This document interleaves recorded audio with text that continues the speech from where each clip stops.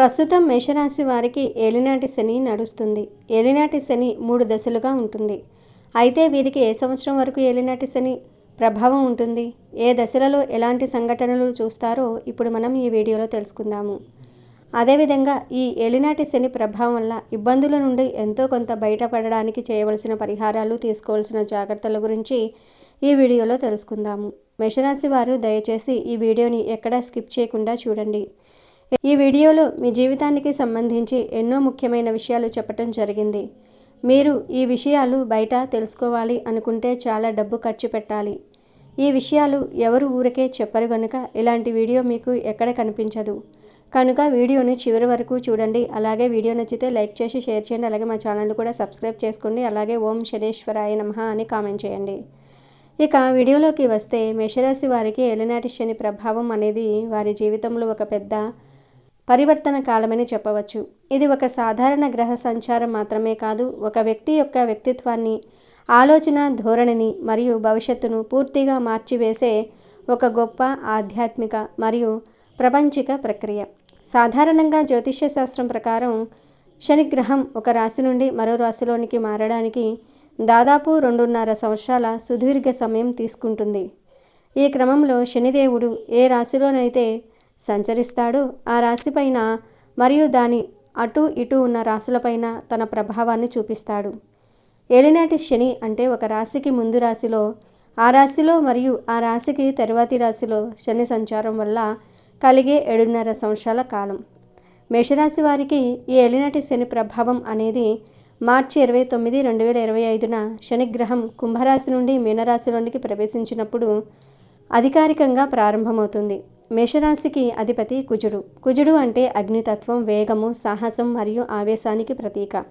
కానీ శని అంటే మందగమనం, క్రమశిక్షణ, న్యాయము మరియు నిదానానికి ప్రతీక. శని మరియు కుజుడు పరస్పర శత్రువులు కాబట్టి ఈ కాలంలో మేషరాశి వారు తమ సహజమైన వేగాన్ని తగ్గించుకోవాల్సి ఉంటుంది. ఈ 7.5 సంవత్సరాల కాలం మొత్తం 3 దశలుగా విభజించబడింది. మొదటి దశ మీనరాశిలో అంటే వ్యయ స్థానంలో, రెండవ దశ మేషరాశిలో అంటే జన్మస్థానంలో మరియు మూడవ దశ వృషభ రాశిలో అంటే ధనస్థానంలో జరుగుతుంది. ఈ మొత్తం ప్రయాణం మే 31, 2032 వరకు కొనసాగుతుంది. ఈ సుదీర్ఘ కాలంలో శనిదేవుడు మిమ్మల్ని ఒక ముడి ఇనుములా తీర్చిదిద్ది నిప్పులలో కాల్చి ఒక అద్భుతమైన ఆయుధంగా మారుస్తాడు. జీవిత సత్యాలను బోధించి ఒక అద్భుతమైన వ్యక్తిగా మిమ్మల్ని బయటకు తీసుకువస్తాడు. ఈ కాలమంతా కష్టంగా ఉంటుందని భయపడాల్సిన పని లేదు. ఎందుకంటే శని ఎంత కష్టాన్ని ఇస్తాడో ఆ కష్టాన్ని తట్టుకునే శక్తిని కూడా ఇస్తాడు మరియు అంతిమంగా దానికి రెట్టింపు అనుభవాన్ని, స్థిరత్వాన్ని కూడా ప్రసాదిస్తాడు.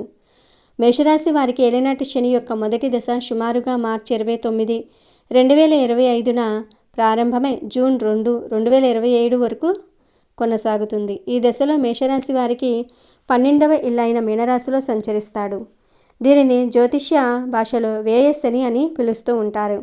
12వ ఇల్లు అనేది ఖర్చులు, నష్టాలు, నిద్ర, విదేశీ ప్రయాణాలు మరియు మోక్షాన్ని సూచిస్తుంది. ఈ 7.5 సంవత్సరాల కాలంలో మీరు ప్రధానంగా ఆర్థికపరమైన ఒడిదుడుకులను ఎదుర్కోవాల్సి రావచ్చు. మీరు ఎంత జాగ్రత్తగా ఉన్నా అనవసరమైన ఖర్చులు పెరగటం, చేసిన పొదుపు హరించుకుపోవటం లేదా అంచనా వేయని నష్టాలు రావటం వంటివి మిమ్మల్ని ఇబ్బంది పెడతాయి. మీనరాశి అనేది వ్యయస్థానం కాబట్టి ఆసుపత్రి ఖర్చులు మీపై భారం మోపవచ్చు లేదా ఏవైనా పాత కోర్టు వ్యవహారాల కోసం డబ్బు ఖర్చు చేయాల్సి రావచ్చు. మానసిక ప్రశాంతత ఈ కాలంలో కొంచెం తగ్గుతుంది. రాత్రిపూట సరిగ్గా నిద్ర పట్టకపోవటం లేదా ఏదో తెలియని ఆందోళన బాధిస్తుంది. మీరు చేసే ప్రతి పనిలో ఆలస్యం అనేది స్పష్టంగా కనిపిస్తుంది. అంటే మీరు 10 రోజుల పనిని 2 రోజుల్లో చేయాలని అనుకుంటే అది నెల రోజులు పడుతుంది. మీరు ఎంత కష్టపడినా ఫలితం వెంటనే రాకపోవటం వల్ల కొంత నిరాశకు గురి అవుతూ ఉంటారు. ప్రయాణాలలో ఆటంకాలు కలగటం, ముఖ్యంగా విదేశీ వ్యవహారాలలో చిక్కులు రావటం లేదా వీసా సంబంధిత సమస్యలు ఎదుర్కోవటం వంటివి ఈ దశలో కలిగే ప్రధాన ఇబ్బందులు. అయితే ఈ దశలో శని మీకు కొన్ని అద్భుతమైన లాభాలను కూడా ఇస్తాడు. మీరు అశాంతిలో ఉన్నప్పుడు సహజంగానే ఆధ్యాత్మిక వైపు మొగ్గు చూపుతారు. ఇది మీ అంతరాత్మను శుద్ధి చేస్తుంది. మీ చుట్టూ ఉన్న అనవసరమైన బంధాలను మీకు హాని చేసే వ్యక్తులను వదిలించుకోవడానికి శని ఒక అవకాశాన్ని ఇస్తాడు. మీకోసం మీరు సమయాన్ని కేటాయించుకోవటం, స్వీయ విశ్లేషణ చేసుకోవటం నేర్చుకుంటారు. విదేశాలకు వెళ్ళాలనుకునే వారికి లేదా దూర ప్రాంతాల్లో స్థిరపడాలనుకునే వారికి ఈ దశలో కొత్త అవకాశాలు లభిస్తాయి. లోతైన ఆలోచన శక్తి పెరుగుతుంది మరియు జీవితంలో దేనికి ప్రాధాన్యత ఇవ్వాలో మీకు అర్థమవుతుంది. భవిష్యత్తు కోసం ఒక గట్టి పునాది వేసుకోవడానికి ఈ శనికాలం మీకు ఒక పాఠశాలలా సహాయపడుతుంది. ఏలినాటి శని 2వ దశ అంటే అత్యంత కీలకమైన మరియు ప్రభావవంతమైన జన్మ శని దశ సుమారుగా జూన్ 2, 2027 ప్రారంభమై ఆగస్టు 8, 2029 వరకు కొనసాగుతుంది. ఈ సమయంలో శని నేరుగా మీ రాశిలోనే అంటే మేషరాశిలోనే సంచరిస్తాడు.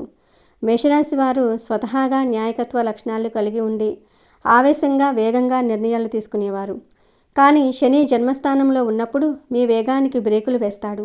మిమ్మల్ని నిలకడగా ఉండమని హెచ్చరిస్తూ ఉంటాడు. ఈ దశలో మీరు ఎదుర్కొనే ప్రధాన సమస్య ఆరోగ్యం. శనిదేవుడు ఎముకలకు మరియు కీళ్లకు కారకుడు కాబట్టి ఎముకల నొప్పులు, మోకాళ్ళ సమస్యలు లేదా విపరీతమైన శారీరక అలసట మిమ్మల్ని ఇబ్బంది పెట్టవచ్చు. తలనొప్పి, కంటి సమస్యలు కూడా బాధిస్తాయి. మీ గౌరవ మర్యాదలకు భంగం కలిగే సంఘటనలు జరగవచ్చు. మీరు చెయ్యని తప్పుకు నిందలు పడాల్సి రావచ్చు లేదా ఆఫీసుల్లో మీ పనిని వేరే ఒకరు తక్కువ చేసి చూడవచ్చు. ఆత్మవిశ్వాసం కొంచెం తగ్గుతుంది. ఏదైనా నిర్ణయం తీసుకోవాలంటే 1కి 10 సార్లు ఆలోచించిన గందరగోళం చెందటం వంటివి జరుగుతూ ఉంటాయి. బంధుమిత్రులతో విభేదాలు రావటం, ముఖ్యంగా జీవిత భాగస్వామితో చిన్న చిన్న విషయాలకే అపార్థాలు తలెత్తటం ఈ దశలో కనిపించే ప్రధాన ప్రతికూలతలు. కానీ జన్మ శని ఇచ్చే లాభాలు స్థిరస్థాయిగా నిలిచిపోతాయి. ఈ దశలో మీరు అత్యంత కఠినమైన క్రమశిక్షణను కలవరపరుచుకుంటారు. ఇది మీ జీవితాంతం మీకు శ్రీరామ రక్షగా మారుతుంది. మీలోనూ అహంకారాన్ని వదిలి ఎదుటివారితో వినయంగా ఉండటం నేర్చుకుంటారు. ఈ కష్ట సమయాల్లో మీ చుట్టూ ఉన్న వారిలో నిజమైన స్నేహితులు ఎవరో, కేవలం అవసరం కోసం ఉన్నవారెవరో మీకు స్పష్టంగా అర్థమవుతుంది. శని మీలోని లోపాలను వేలెత్తి చూపి వాటిని సరిదిద్దుకునేలాగా చేసి మిమ్మల్ని ఒక పరిపూర్ణమైన దృఢమైన వ్యక్తిగా తీర్చిదిద్దుతాడు. ఈ సమయంలో మీరు పొందే అనుభవం మీ జీవితాంతం ఒక గొప్ప పాఠంలా నిలిచిపోతుంది. కష్టపడి పనిచేయటం వల్ల సమాజంలో ఒక ప్రత్యేకమైన మరియు గౌరవప్రదమైన గుర్తింపును పొందుతారు. అది అప్పటి వరకు మీరు పొందిన దానికంటే చాలా గొప్పదిగా ఉంటుంది. ఇక ఏలినాటి శని 3వ దశ అంటే మీ ప్రయాణంలో చివరి ఘట్టం సుమారుగా ఆగస్టు 8, 2029 ప్రారంభమై మే 31, 2032 వరకు కొనసాగుతుంది. ఈ దశలో శని మేషరాశికి 2వ ఇల్లైన వృషభ రాశిలో సంచరిస్తాడు. దీనిని జ్యోతిష్య శాస్త్రంలో ధన శని లేదా కుటుంబ శని అంటారు. 2వ ఇల్లు అంటే ధనం, కుటుంబము, మాట తీరు మరియు ఆహారాన్ని సూచిస్తుంది. ఈ దశలో మీరు ఎదుర్కొనే సమస్యలు ప్రధానంగా మీ మాట తీరు మరియు కుటుంబ సంబంధాలకు సంబంధించినవిగా ఉంటాయి. మీరు కోపంలో అన్న మాటల వల్ల ఇతరులు నొచ్చుకోవటం లేదా సన్నిహితులు మిమ్మల్ని అపార్థం చేసుకోవటం వల్ల సమస్యలు రావచ్చు. కుటుంబంలో ప్రశాంతత లోపించటం, స్థిర ఆస్తి వ్యవహారాల్లో చిన్నపాటి చిక్కులు రావటం వంటివి జరుగుతాయి.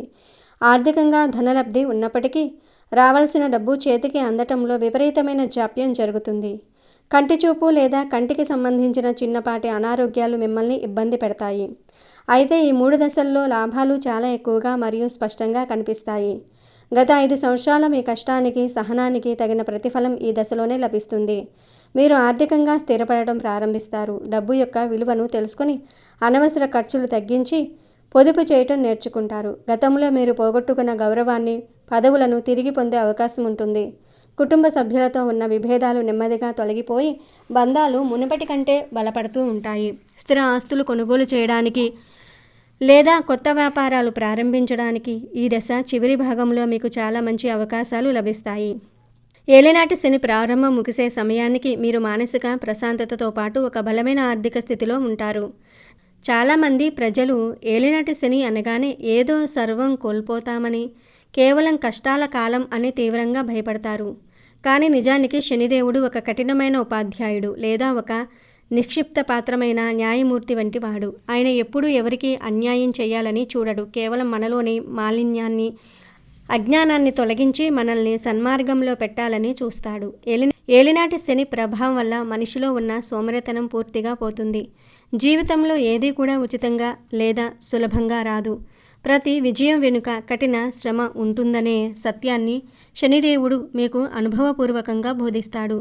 మేషరాశి వారు సాధారణంగా తొందరపాటుతో ఆవేశంతో పనులు చేస్తారు. కానీ ఏలినాటి శని వారిని నిలకడగా ఉండమని, ఓపికగా ఫలితం కోసం నిరీక్షించమని నేర్పుతుంది. ఈ 7.5 సంవత్సరాల కాలంలో మీరు చేసే ప్రతి పనిలో పారదర్శకతను, నిజాయితీని పాటిస్తే శనిదేవుడు మీకు అద్భుతమైన ఉన్నత స్థానాన్ని, కీర్తి ప్రతిష్టలను ప్రసాదిస్తాడు. ఒక వ్యక్తి జీవితంలో ఏలినాటి శని వచ్చినప్పుడు మాత్రమే వారు తమలోని అసలైన సామర్థ్యాన్ని, అంతర్గత శక్తిని పూర్తిగా గుర్తిస్తారు. అపజయాల నుండి కృంగిపోకుండా వాటి నుండి పాఠాలు నేర్చుకుని విజయానికి దారులు వేసుకోవటం అనేది శనిదేవుడు నేర్పే అత్యంత గొప్ప విద్య. కాబట్టి మేషరాశి వారు ఏలినాటి శనిని చూసి ఆందోళన చెందకుండా దానిని ఒక వ్యక్తిత్వ వికాస కాలంగా, మిమ్మల్ని మీరు మార్చుకునే ఒక అవకాశంగా భావించాలి.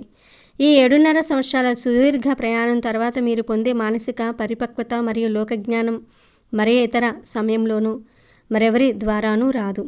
మేషరాశి వారు ఏలినాటి శని ప్రభావం వల్ల కలిగే ప్రతికూలతలను తగ్గించుకోవడానికి మరియు శనిదేవుడి అనుగ్రహం పొందడానికి కొన్ని ముఖ్యమైన పరిహారాలు పాటించడం చాలా అవసరం. అన్నిటికంటే పెద్ద పరిహారం మీ ప్రవర్తనలో మార్పు రావటం, ఎవరినీ మోసం చేయకపోవటం, కష్టపడి పనిచేయటం, అబద్ధాలు చెప్పకపోవటం మరియు క్రమశిక్షణతో ఉండటం శనిదేవుడికి అత్యంత ఇష్టం. ఆధ్యాత్మికంగా ప్రతి శనివారం నియమనిష్టలతో శనిదేవుణ్ణి దర్శించుకొని నువ్వుల నూనెతో దీపం వెలిగించడం వల్ల మానసిక ప్రశాంతత లభిస్తుంది. శనిదేవుడికి సంబంధించిన శని చాలీస లేదా దశరథ ప్రోక్త శని స్తోత్రం ప్రతిరోజు పఠించటం వల్ల దోష తీవ్రత చాలా వరకు తగ్గుతుంది. అలాగే హనుమంతుణ్ణి ఆరాధించడం శని బాధలకు అసలైన పరమౌషధం. హనుమంతుడు అంటే భయం లేనివాడు, శనిదేవుడిని శాసించగలిగేవాడు. ప్రతి మంగళవారం మరియు శనివారం హనుమాన్ చాలీసా పఠించటం లేదా సుందరకాండ పారాయణం చేయటం వల్ల మీకు కొండంత అండ లభిస్తుంది. ఎందుకంటే హనుమంతుడి భక్తులను శనిదేవుడు ఎప్పుడూ ఇబ్బంది పెట్టడని రామాయణ కాలంలోనే మాట ఇచ్చాడు.